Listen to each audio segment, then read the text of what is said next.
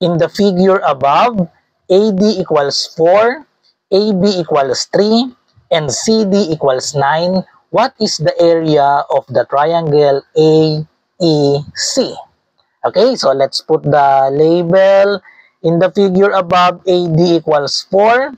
So AD is the height. So A to D, so we have, so the height is 4. Okay, and then AB equals 3. AB equals 3, so this part is the 3.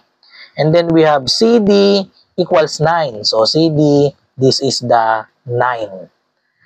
What is the area? What is the area of the triangle AEC? So I will shade the triangle AEC. So this is the triangle that we want to find the area.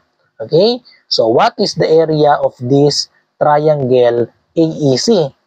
So we know that the formula for area of triangle is equal to 1/2 base times height. Okay?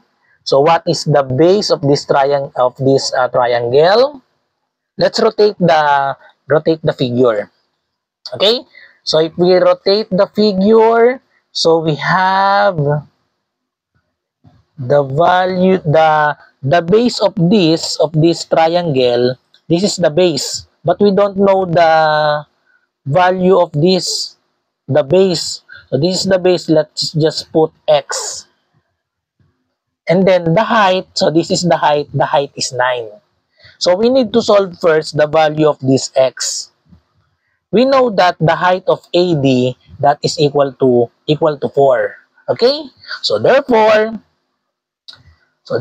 if we know that AE, if we assign this as x, and then the height of AD is 4, therefore this part ED, this will be 4 minus x. So how do we find the value of this x so that we can substitute in the formula? A is equal to 1/2 base times height. The value of h is 9. Okay? So if we look at the figure, we have similar triangle here. We have angle A. Angle A is a right angle, and then also angle D is a right angle. And then this part, we have two intersecting lines, and then this angle and also this angle, this angle are called vertical angles. So vertical angles are congruent.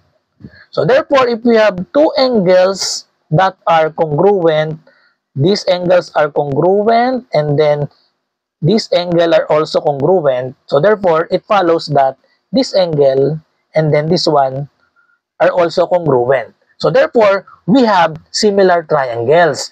So triangle ABE and triangle CDE are similar triangles. So similar triangles, the ratio of the corresponding sides of similar triangles are proportional. Okay, so therefore we can solve the value of this x. Okay, so let's